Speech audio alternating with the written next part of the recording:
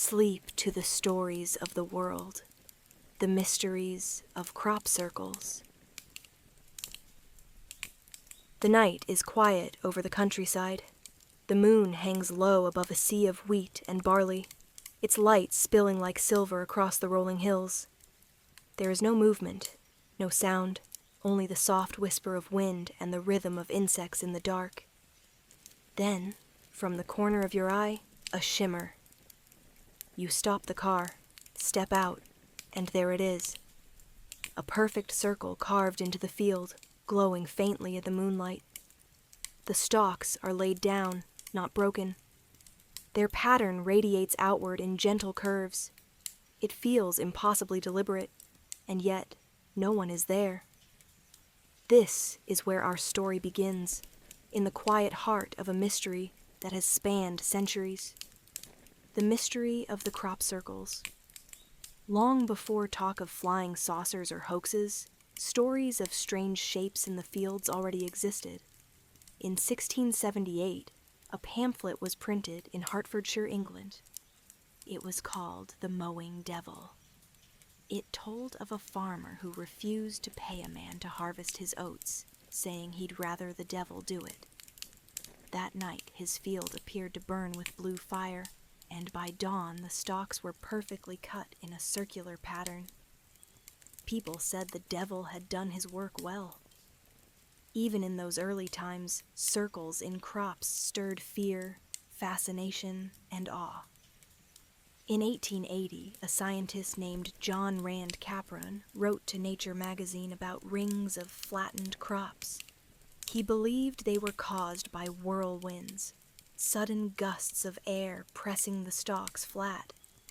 And in 1932, an archaeologist described a similar formation in Sussex. It was simple but perfect. No footsteps, no tracks, just silence and form. And then, centuries later, the circles returned. In the 1960s, far from England, in the swamps of northern Australia, a farmer rose before dawn and saw a silver disc lift off from the reeds. In the water below, a circle of pressed plants remained. It became known as the Tully saucer nest. Some said it was a sign from above. Others called it a coincidence of wind and water. But whatever it was, it marked the beginning of something new. By the 1970s, the circles began appearing in England again, small at first, lonely rings in fields of barley and wheat. No one saw them being made, yet they appeared overnight. At first there were just a few, then dozens, then hundreds. The newspapers noticed. Television crews came. Farmers scratched their heads, while tourists drove for miles just to see the strange patterns for themselves. They called them crop circles. Through the 1980s, they grew more complex. Not just single circles now, but clusters of them, sometimes overlapping, sometimes forming elegant designs. People began to wonder if the circles were messages, signs left by visitors from the sky. Books were written. Theories spread. Researchers like Colin Andrews began documenting them, trying to find meaning in their geometry. Were they star maps? Energy fields? Or something even more mysterious? And then, in 1991, came the confession that changed everything. Two Englishmen, Doug Bauer and Dave Chorley, stepped forward. They said they had made many of the circles themselves, using nothing more than wooden planks, string, and careful measurement. They demonstrated it for reporters, and overnight made another circle before the cameras. It looked perfect. They laughed and said it had all been a joke. Many sighed with relief. The mystery, they thought, was solved. But soon something odd happened. The circles didn't stop. They became bigger, more detailed, more mathematical, and even more mysterious. Some formed shapes that echoed fractals, repeating patterns found in nature. Others resembled solar systems, spirals, or messages written in some unknown language. Mathematicians pointed out golden. Ratios and Fibonacci sequences in the designs. Astronomers noted that many aligned with the solstice sunrise. Skeptics insisted it was still human art, only now made by teams using lasers, GPS, and night vision. Believers said the perfection was too great, that no one could do this in a single night without lights, sound, or mistakes. And so the debate deepened. Scientists began to study the crops themselves. They found that in some circles, stalks were bent at the nodes, not broken. Some showed signs of heat exposure, as if microwaves had softened them. Others found no such evidence at all. New theories emerged. Perhaps invisible vortices of air, mini-tornadoes, pressed the crops down. Perhaps electromagnetic pulses struck from above. Perhaps these were Earth's own energy lines made visible. Or perhaps, as some quietly suggested, we were witnessing communication from beyond. Then came the year 2001, and with it, one of the most extraordinary formations ever seen. Near the Chilbolton Observatory in England, a formation appeared that resembled a face, and beside it, a pattern strikingly similar to the famous Arecibo radio message humanity had sent into space in 1974. It seemed to depict a DNA helix, a solar system, and a figure not quite human. Was it an answer, a prank, or a mirror, reflecting our wish to not be alone? Other formations appeared that summer, one shaped like a three-dimensional cube, another like a Julia fractal set, formed with hundreds of perfect circles. Some were made by known artists. Others appeared mysteriously, with no claim of authorship. The world began to treat them as art, but also as sacred. Visitors walked through them quietly, as though entering temples. Even skeptics felt the hush of wonder standing among the flattened wheat. And through it all, the question remained, if humans make them, why? Why choose to spend long nights in silence, creating perfect circles that vanish by dawn? Why choose anonymity when fame waits on the other side? Perhaps the circle makers, whoever they are, understand something deeper, that mystery itself is a kind of beauty. Today, crop circles appear not only in England, but across the world. In the rice paddies of Japan, the meadows of Canada, the sunflower fields of France, and the deserts of Nevada. Some are confirmed art projects. Others appear without explanation. All of them carry that same quiet power, geometry written on the Earth's skin. Scientists say all can be explained by human tools. Artists call them expressions of peace. Believers call them messages. But maybe they are something else entirely. Reminders that the unknown still exists, and that wonder has not left the world. Because in truth, the mystery of the crop circles may not lie in how they are made, but why we look for meaning in them. We are a species that yearns for connection to the stars, to the earth, to something larger than ourselves. We carve patterns into fields, draw symbols in the sand, and send our voices into space, hoping someone will hear. Maybe when we see those spirals in the wheat, what we're really seeing is our own reflection, the mark of human curiosity and imagination, looping endlessly through time. And as the wind sighs across the field, and the stalks ripple like water beneath the moon, we remember that even the simplest circle, drawn in silence, fading by morning, can make the world feel vast and full of mystery once more. So tonight, as you drift to sleep, imagine yourself standing at the edge of that moonlit field. The air is cool, the world is still, and somewhere in the distance, the land itself is whispering its secrets ancient, beautiful, and forever unexplained. The night is calm in New Haven, Connecticut. It is the year 1839. A faint rain whispers on the rooftops, and a newborn cries in a grand home filled with fine lace and polished wood. Her name is Sarah Lockwood Pardee, and no one yet knows that her life will one day be woven into one of the strangest tales in American history. Sarah was born into comfort. Her father, Leonard Pardee, was a skilled craftsman and inventor, a man who built carriages and believed in the new industrial age. Her mother, Sarah Burns, was graceful and intelligent, ensuring her children received the finest education possible. Even as a child, Sarah was different. She spoke softly, but quickly learned things most children could not. By her teens, she could read Latin, translate French literature, and play piano so beautifully that guests sometimes forgot to breathe. Neighbors called her the Belle of New Haven. Some said her eyes carried both kindness and melancholy, as if she already understood how fragile life could be.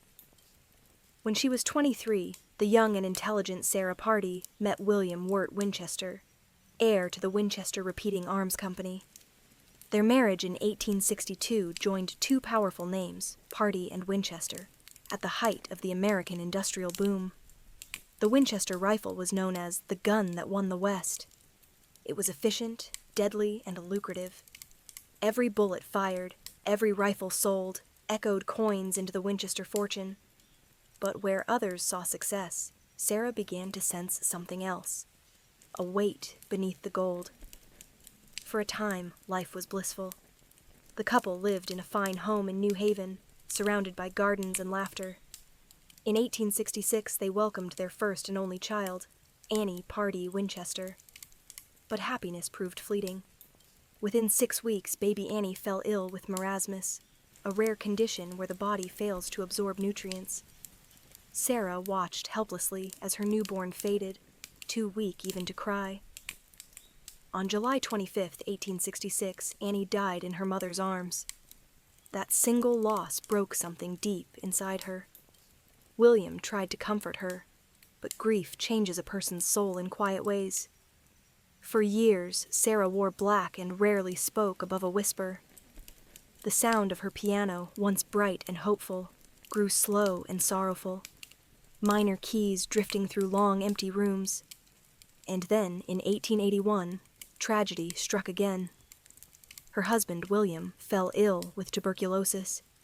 He died at just 43 years old, leaving Sarah a widow, alone, childless, and unimaginably wealthy. In a single moment, she inherited over $20 million, along with a 50% stake in the Winchester Company. That's nearly $500 million today. Yet, for Sarah, the fortune felt cursed, built upon the lives ended by the rifle that bore her husband's name. The late 19th century was an age of superstition and spiritualism. Mediums, seances, and ghostly photographs filled newspaper pages. People wanted to believe that death was not the end, that loved ones still lingered somewhere close, whispering through candlelight and table wraps. Sarah Winchester, now a widow at 42, found herself drawn into this world. In her sorrow, she sought meaning. According to legend, she visited a Boston medium known for her powerful trances. The medium, speaking with eerie calm, told her, "The spirits of those slain by the Winchester rifle cry out for you. They seek rest, and you must build them a home, a place where they can wander in peace. If you continue to build, you will live. If you ever stop, you will join them." The message pierced Sarah like an arrow. Whether it was truth, madness, or grief, something inside her shifted. Not long after, she packed her belongings, left New Haven, and boarded a train west, far from the memories, far from the graves, toward a place where she could begin again. The journey took her to California's Santa Clara Valley, a land of rolling orchards and golden hills. In 1884, she purchased an 8-room farmhouse from a local doctor. And there, at the edge of what would become San Jose, Sarah Winchester began to build. At first, the work was modest: repairs, expansions, porches. But the construction soon became endless. Carpenters worked day and night, their hammers echoing even through moonlit hours. Staircases spiraled to nowhere. Doors opened to solid walls. Windows looked into other rooms. Hallways looped like dreams. Locals began to whisper. They said the widow was haunted, and that she built structures to confuse the ghosts who followed her. Others said she built because she could not bear silence, that the constant sound of saws and nails drowned out her grief. Sarah herself never offered an explanation. She rarely spoke to reporters and forbade photography. Workers were hired, dismissed, and rehired again. Plans were drawn, changed, and redrawn in endless variations. As the years passed, the modest farmhouse grew into a 7-story labyrinth with hundreds of rooms, towers, and secret passages. Its walls held not only nails and wood, but also the restless energy of Sarah's sleepless mind. Some say she consulted spirits each night in her seance room, asking them what to build next. Whether this is myth or truth remains unknown. But what is certain is that she lived by one rule: never stop building. Even as she aged, she walked the halls with lantern in hand, wrapped in black, her small frame moving silently through the maze she created. The mansion became her world, a living organism of wood and glass, shifting and expanding as she searched for peace she could never quite reach. The sound of hammers never faded. By day, the air around the valley shimmered with the rhythmic clang of metal on wood. By night, lanterns glowed behind curtained windows as the carpenters worked under Sarah's quiet supervision. They said she rarely slept, walking the halls with a notebook in hand, sketching new corridors in pencil and candlelight. The Winchester mansion was no ordinary home. It grew like a vine, twisting in every direction, forward, sideways, upward, and downward. Every time Sarah felt the whisper of stillness, she ordered something new to begin. A stairway that rose 7 steps before dropping 5. A doorway that opened to a sheer drop into the garden. A window set in the floor. Walls with hidden cupboards, rooms behind rooms, and an elevator powered by water pressure from the hills. The workers didn't question her. They were paid generously, 3 times the normal rate, and they said she was kind, polite but distant, her blue eyes calm and unreadable. Meals were delivered to different rooms, for Sarah rarely dined in the same place twice. Each night, a bell would ring at midnight. The household paused. It was said she entered a small chamber deep within the house, her seance room, lit by candles and mirrors. There she would commune with unseen guests, asking them what to build next. At 2 a.m., the bell would ring again, and the house returned to silence. Whether these stories are true, no one can say. But the effect was undeniable. The mansion never ceased to grow. By the turn of the century, it had over 100 rooms, 2,000 doors, and 10,000 windows. A grand staircase wound endlessly upward, built with shallow steps so the aging Sarah could ascend without strain. Stained glass windows gleamed with cryptic designs, spiderwebs, suns, and the number 13, which she seemed to favor for reasons only she knew. And yet, amid the oddities, there was beauty. Hand-carved balustrades, Tiffany glass that caught morning light like liquid gold, and gardens filled with cypress and roses. Sarah wasn't merely eccentric. She was an artist. She saw the house not as a fortress of fear, but as a canvas, a space that breathed her sorrow, her guilt, and her hope of forgiveness. Sometimes, when workers rested in the garden, they swore they heard music drifting through open windows, soft piano melodies played by unseen hands. Others claimed to hear footsteps in empty halls, or the rustle of a skirt turning a corner that led nowhere. But Sarah walked among these stories quietly. If ghosts lived in her house, she seemed to accept them as companions rather than terrors. Her wealth allowed her solitude. She donated generously to hospitals, churches, and orphanages, though she demanded no recognition. When townsfolk saw her carriage in San Jose, they often bowed or waved politely, and she returned the gesture with a faint nod. To most, she was simply the widow Winchester, mysterious, reclusive, yet not unkind. Years blurred together like the corridors of her mansion. Time seemed to loop, just as her stairways did. She never stopped building. Even when earthquakes shook the earth, she ordered repairs before the dust had settled. To her, stillness was death, and movement was life. The earthquake of 1906 came without warning. In the early hours before dawn, the ground beneath San Jose convulsed.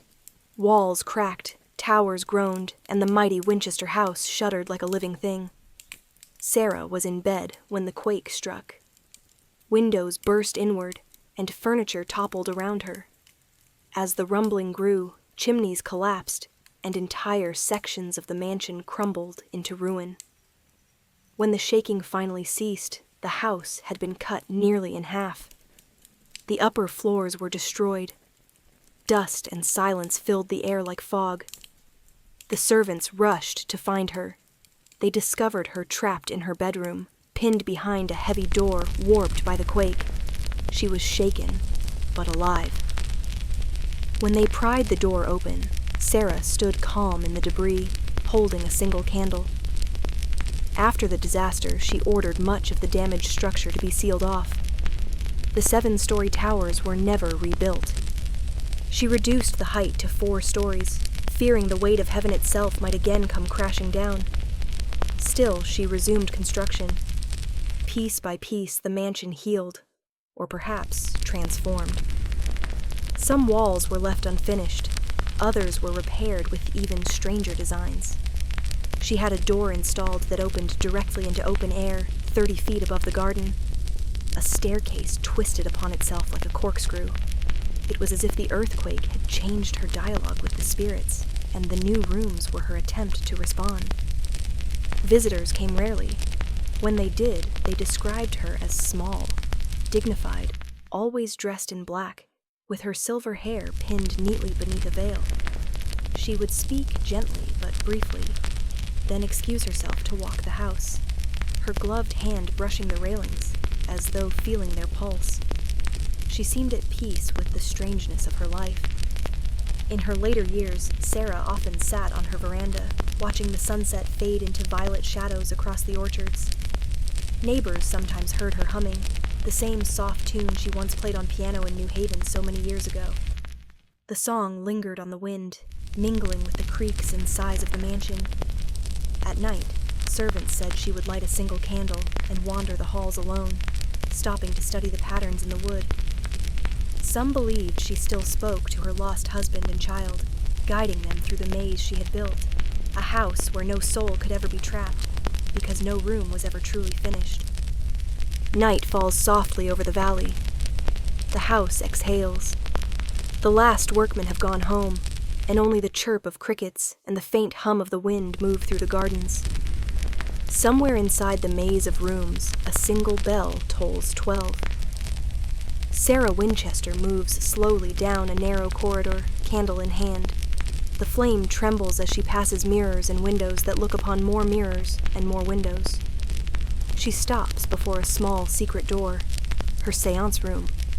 It has but one entrance and 3 exits, each leading somewhere different, so that any spirit who followed might lose its way.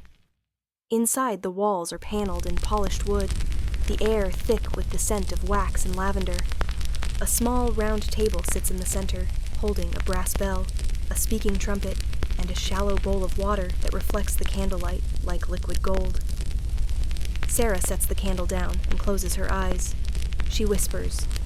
Sometimes it is the name of her daughter, Annie. Sometimes it is William.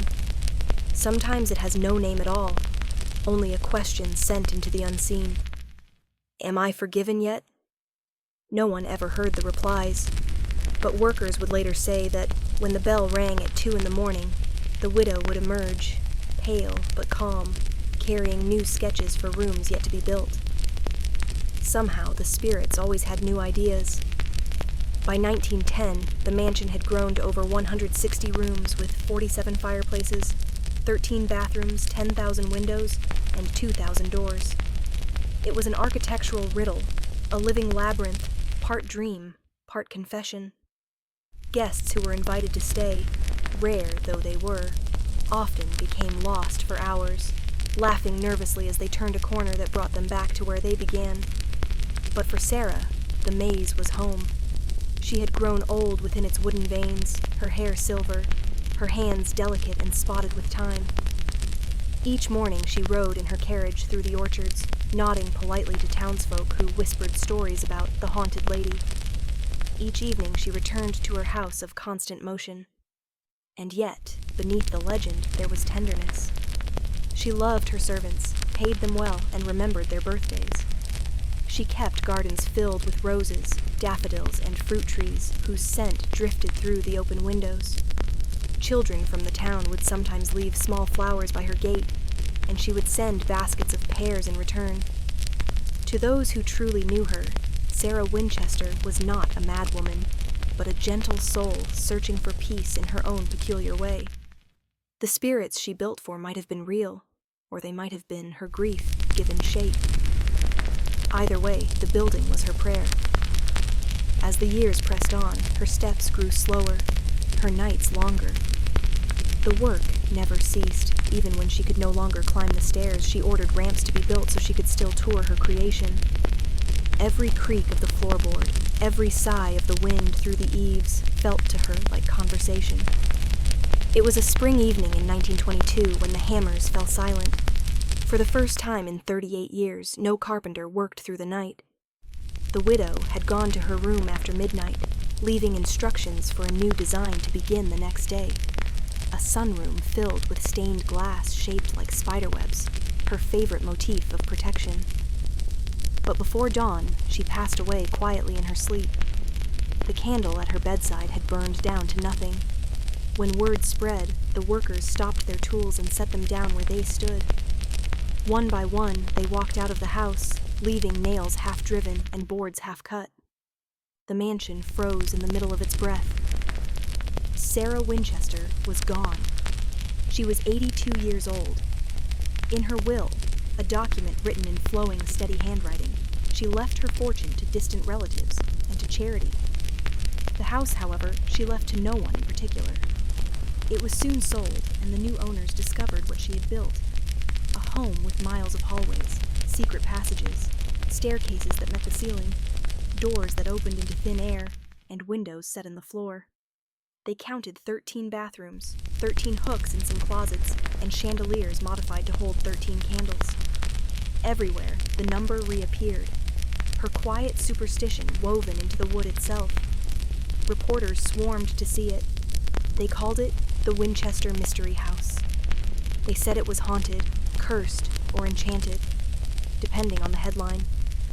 And perhaps, in its own way, it was. Today, if you walk those halls, you can feel it. The hush of history layered over grief and wonder. The sunlight glows through colored glass that Sarah ordered but never saw installed. The stairways creak beneath your feet, whispering of all the hands that built them. If you listen closely, you might hear the faint echo of a piano drifting through the air like a lullaby from long ago. No one knows if Sarah Winchester ever found peace, but her house seems alive, breathing, waiting, still listening.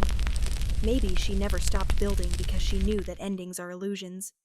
That life, like her mansion, is a corridor that turns back on itself, leading us again and again to love, to loss, and to mystery. So if ever you visit the great house in San Jose, and the night wind moves through its empty halls, think of the woman who dreamed it into being. A widow who carried her sorrow not in silence, but in architecture, shaping her grief into something vast enough for the spirits and the living to share. And as the stars settle over the valley, and the house sighs once more, let yourself rest in her story. The hammers are quiet now. The candle has gone out. But the dream, the endless, whispering dream, still stands. The mysteries behind the building of Stonehenge. The night is quiet on Salisbury Plain. The wind moves softly through the tall grass, brushing against the earth like a whisper from another age. And there, rising from the mist, are the stones. They stand tall and solemn under a pale moon. gray sentinels guarding secrets 5,000 years old. Each stone has its own weight, its scars, and its own story. Together they form a circle of silence, a crown upon the land. For as long as anyone can remember, people have come here to stare and to wonder. Who built this circle? How did they move such impossible stones across hills, rivers, and time itself? And perhaps, most of all, why? The breath of the earth. Long before cities or kings, before pyramids or iron, this land was already sacred. Thousands of years ago, the people of Britain looked out across the plains and saw the sky as a map and the earth as a living being. They read the seasons through the flight of birds, the rise of the moon, and the length of the shadows in the grass. To them, the world was not separate from spirit. It was spirit. Every river had a memory. Every stone had a soul. When they first gathered here, around 3100 BC, there were no stones yet. Only a great circular ditch cut into the chalk, gleaming white beneath the sun. It was a vast ring in the earth, 6,000 feet around, shaped by hundreds of hands. Inside that circle were 56 shallow pits, what we now call the Aubrey Holes. No one knows exactly what they were for. Perhaps they held wooden posts that framed the sky. Perhaps they marked the turning of the stars. Or perhaps they were graves, resting places for those who had gone to the spirit world. When the people gathered there, they might have carried torches, their flickering flames reflecting off the chalk walls. The air would have smelled of wood smoke, sweat, and rain. Children would have watched in awe as the elders chanted, their voices carried on the wind. This was the beginning of Stonehenge, an idea born from earth and sky. The coming of the stones centuries passed. The world around them changed. Forests grew thick and dark, filled with deer and wild boar. Tribes moved across the land, trading flint, food, and stories. And still, the people returned to the circle on the plain. Then one day, something new began. They decided to raise stones. The first were the blue stones. Hard, smooth stones with a faint blue shimmer when wet. They were unlike anything found nearby. Their home was far away, in the Preseli Hills of Wales, nearly 200 miles distant. To move even one of them would have been a feat beyond imagining. Some say they dragged them over land, using ropes woven from plant fibers and sledges carved from oak. Others think they floated them along rivers, lashed to wooden rafts that creaked and groaned under the weight. Perhaps they did both, pulling, pushings, and praying. It must have taken years, whole lifetimes maybe. Children who watched the stones arrive might have grown old before the circle was complete. And yet, they did it. They brought each one here to this open plain, shaping them, arranging them, and setting them upright in rings and ovals, whose purpose no one alive today can say for certain. Perhaps they believed the stones themselves had power. Perhaps the journey was part the ritual, that to move the stones was to move the world. The Sarsens later came the giants, the Sarsen stones. These were massive slabs of sandstone, each weighing 20 to 30 tons. They came from the Marlborough Downs, 20 miles to the north. To move them, hundreds of people would have worked together, guided by drums and shouted rhythm. Archaeologists believe they may have used wooden rollers and ropes, and even dug shallow tracks into the earth to slide them along. But when you stand beneath those stones today, you can feel it. This was no mere engineering project. It was devotion. They carved the tops of the Sarsens flat and laid other stones across them like bridges, fitting them together with precise joints, tongue and groove, like carpenters working in wood. No metal tools, no cranes, no written plans. Only will, patience, and something deeper. A vision shared across generations. When the last lintel was lifted into place, Stonehenge took the shape we recognize today. A ring within a ring, a monument of light and shadow, standing where the sky meets the plain. The sky's cathedral. Many believe Stonehenge was built to mark the sun, and if you stand there on midsummer's dawn, you can see why. As the first light touches the horizon, the sun rises in perfect alignment with the heelstone, standing just outside the main circle. Its rays stretch through the entrance like fingers of gold, reaching all the way to the heart of the stones. On that day, thousands of years ago, people would have gathered to watch. Their faces turned toward the light, their voices lifted in song. Fires might have burned all night, and when the first beam broke over the horizon, silence would have fallen across the crowd. A silence filled not with emptiness, but with awe. To these people, the sun was life. Its return each summer was a promise renewed. Stonehenge, they believed, might have been the place where earth and sky met, where the human world could touch the divine. A place for the dead and for the living. Long before the Sarsens were raised, the plain around Stonehenge had already become a resting place for the dead. Archaeologists have found dozens of cremated remains buried in and around the ring. Men, women, and even children. Some show signs of careful preparation, of ceremony and care. It was not death alone that brought them here. It was remembrance.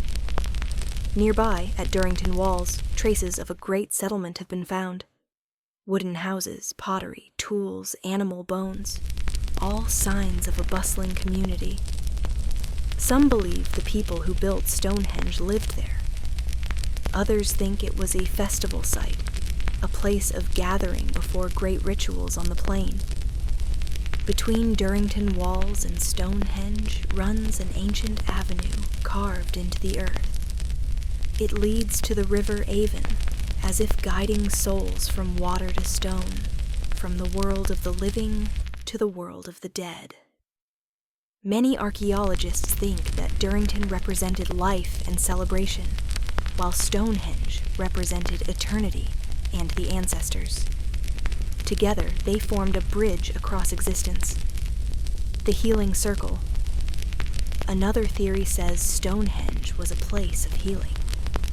The blue stones, said to come from mountains in Wales known for sacred springs, were thought to carry the power of health and renewal. Bones found near the site show signs of injury and disease, people who may have journeyed from far away seeking a cure. Perhaps they believed that standing within the circle could draw away pain, or that touching the stones could restore strength. Imagine the scene. A man limping from miles away, his arm bound in cloth, his face lined with exhaustion. He arrives beneath the towering stones as the sun sets red in the west. Priests, if that's what they were, chant softly in the gathering dusk. He kneels, places his hand upon the cool stone, and whispers his hope into the silence. Did it work? We'll never know. But even now, many visitors speak of a strange calm in the air, a sense that the place itself is alive. The stones of memory. Some scholars believe Stonehenge was a great library, a place to remember. Not in words or books, but through stone and pattern. In cultures without writing, memory was sacred. Stories, histories, laws, and rituals were passed down through song and ceremony. The layout of the stones may have served as a kind of memory system, a way to store knowledge across generations. Each stone could have represented an ancestor, a story, or a season. Walking the circle might have have been a way of recalling the world's order, rehearsing the myths that bound their society together. To forget the pattern would be to lose their place in time. So Stonehenge may not only mark where they gathered, but also how they remembered who they were. Echoes of sound, there is another mystery, more subtle yet equally haunting. If you stand within the stones and speak, your voice changes. It deepens, it carries.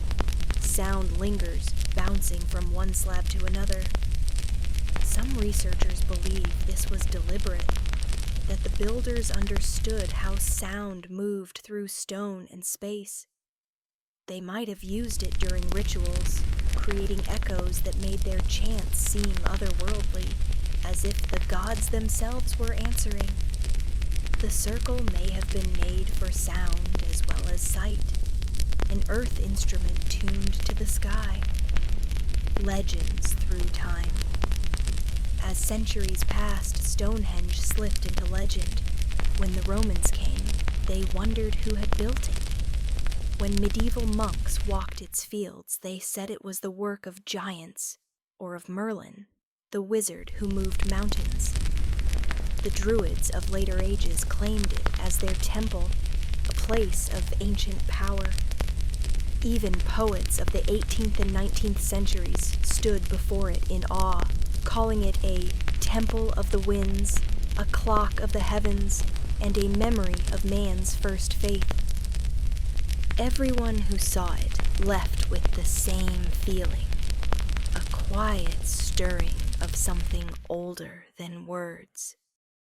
The science and the secrets. In modern times, archaeologists have peeled back layers of soil and time, revealing how vast the Stonehenge landscape truly is.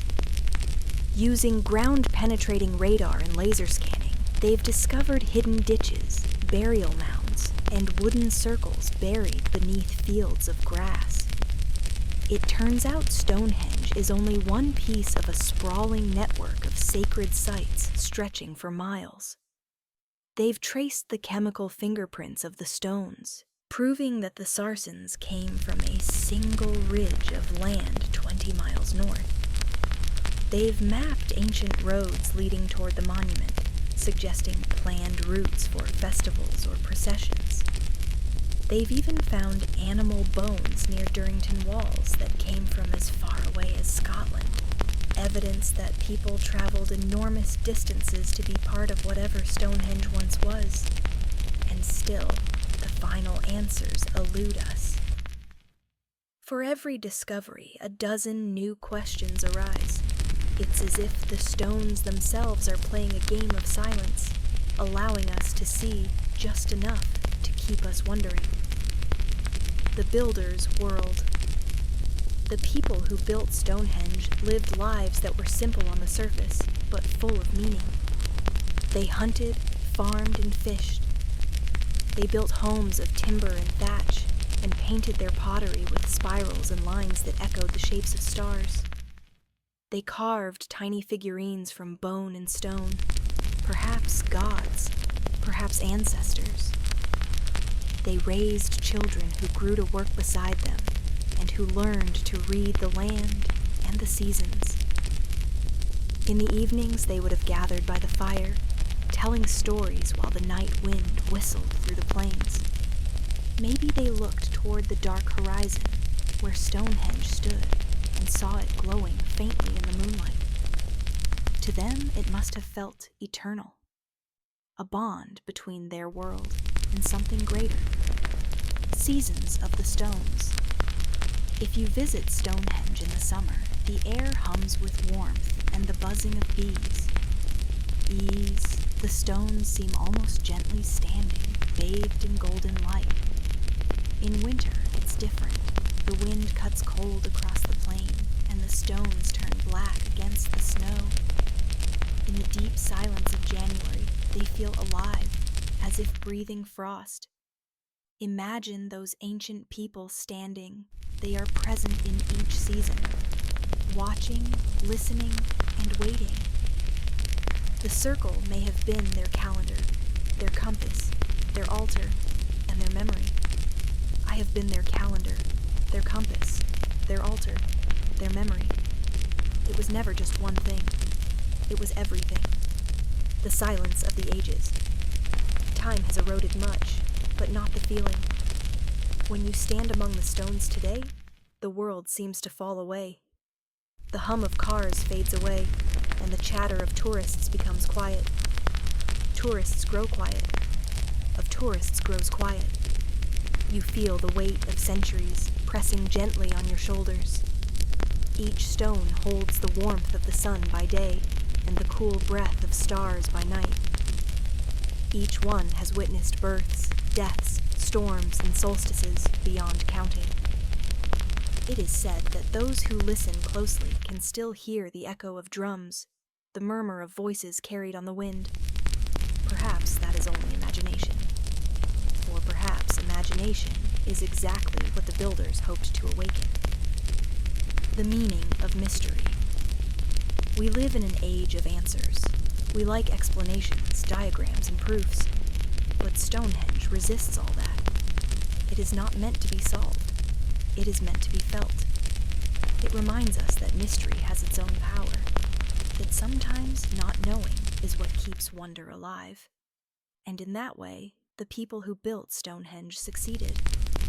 Their monument still makes us pause, still makes us look up at the sky and ask questions older than history.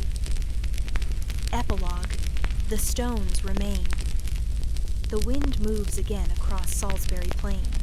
The grass bends low, the air smells of rain, and the stones stand unmoved. They have outlasted the kings of Britain, the rise and fall of Rome, the birth of nations, and the reach of machines in the sky. They will likely outlast us too, and that perhaps is their greatest mystery. They were built to last, not because the builders thought they could conquer time, but because they wanted to be part of it. They wanted to say, "We were here. We looked at the sun. We built something that would remember us when we were gone. So when you next see a picture of Stonehenge, or if you ever stand upon that ancient plain, close your eyes. Hear the wind. Feel the ground beneath your feet. And imagine the hands that placed each stone, the hearts that dreamed it, and the lives that passed beneath the same sky you stand under now. The stones are not silent. They are singing in the language of time. The stones remain. We listen